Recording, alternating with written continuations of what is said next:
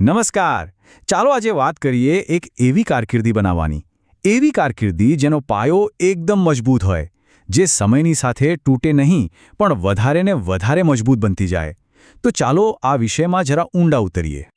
આપણી આખી વાતનો જે સાર છે ને એ આ એક વાક્યમાં આવી જાય છે: પ્રામાણિકતા અને સખત પરિશ્રમ એ સફળતાના બે મજબૂત સ્તંભ છે. અને આ ખાલી કહેવા ખાતરની વાત નથી. આ એક એવો નક્કર સિદ્ધાંત છે જેના પર લાંબી અને ટકાઉ કારકિર્દી બને છે. તો ચાલો શરૂઆત કરીએ પહેલા સ્તંભથી. એ છે પ્રામાણિકતા. હવે જુઓ, કોઈ પણ મોટી બિલ્ડિંગ બનાવી હોય તો સૌથી પહેલાં શું જોઈએ? મજબૂત પાયો, બરાબર ને? બસ એવી જ રીતે એકદમ સફળ કારકિર્દી માટે પ્રામાણિકતા એ વિશ્વાસનો પાયો છે. જ્યારે કોઈના કામમાં એકદમ પારદર્શિતા હોય તો શું થાય? ગ્રાહકો હોય કે સાથે કામ કરનારા, બધા સાથે એક વિશ્વાસનો સંબંધ બંધાય છે. અને આ જ વિશ્વાસ છે જે નવી તકોના દરવાજા ખોલે છે. લોકો હંમેશા એવી જ વ્યક્તિ સાથે કામ કરવા માંગે છે જેના પર આંખ બંધ કરીને ભરોસો કરી શકાય.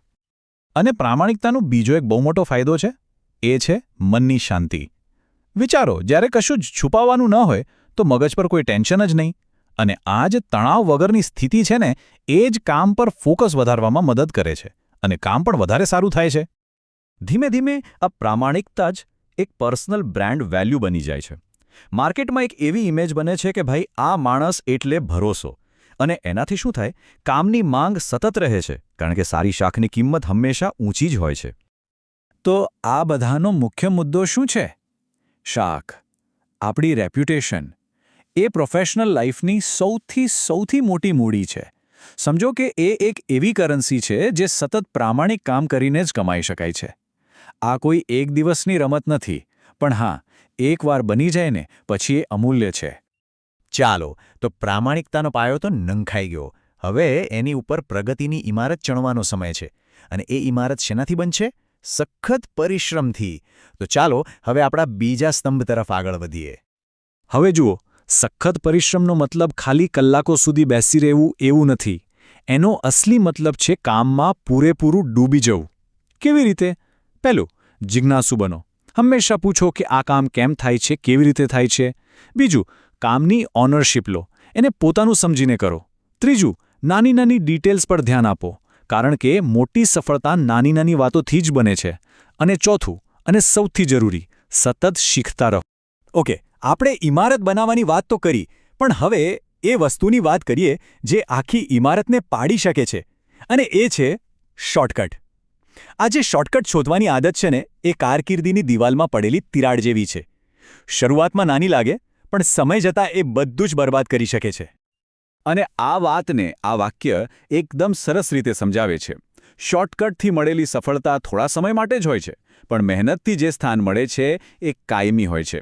આ વાતને તો મગજમાં બરાબર ફિટ કરી દેવા જેવી છે. તો હવે જો, અહીં બે રસ્તા છે, એકદમ સાફ. એક બાજુ છે શોર્ટકટનો રસ્તો. ત્યાં શું મળે? થોડા સમયની સફળતા, પુષ્કળ ટેન્શન અને એકદમ નબળો પાયો. અને બીજી બાજુ છે સખત મહેનતનો રસ્તો. ત્યાં શું છે? કાયમી સ્થાન, મનની શાંતિ અને એક મજબૂત શાખ. હવે પસંદગી કઈ કરવી એ તો એકદમ સ્પષ્ટ છે, નહીં? તો સવાલ એ છે કે આ શોર્ટકટવાળી માનસિકતાથી બચવું કેવી રીતે? એના 3 સિમ્પલ રસ્તા છે. પહેલું, પોતાના ગોલ્સ એકદમ ક્લિયર રાખો. જ્યારે ખબર હોય કે ક્યાં પહોંચવું છે, ત્યારે આડાવડા રસ્તા લેવાનું મન ઓછું થાય છે. બીજું, ડિસિપ્લિન કેળવો. અને ત્રીજું, ભૂલો કરવામાં ડરશો નહીં. ભૂલોમાંથી શીખીને જ આગળ વધાય છે. એ જ તો પ્રગતિ છે. આ બધી વાતચીત પછી આપણે એક સૌથી મહત્વના વિચાર પર આવીએ છીએ. પ્રોફેશનલ લાઈફનો અસલી મંત્ર શું છે? ખાલી પૈસા કમાવવા? ના, બિલકુલ નહીં. એ મંત્ર સમાયેલું છે આ એક શબ્દમાં: સક્ષમ. એટલે કે કેપેબલ બનવું. સફળતાનું સાચું માપ એ નથી કે કેટલા પૈસા કમાયા, પણ એ છે કે કોઈ પોતાના કામમાં કેટલું સક્ષમ છે. પૈસા તો એની બાય પ્રોડક્ટ છે. મુખ્ય લક્ષ્ય તો પોતાની જાતને એટલી કાબિલ બનાવવાનું છે કે સફળતાને પાછળ આવવું જ પડે. અને બસ આ જ આખી વાતનો સાર છે. જ્યારે કોઈને પોતાના કામથી પ્રેમ હોય અને રસ્તો પ્રામાણિકતાનો હોય, ત્યારે સફળતા પાછળ આવે જ છે. એ કોઈ સંયોગ નથી, એક કુદરતી પરિણામ છે.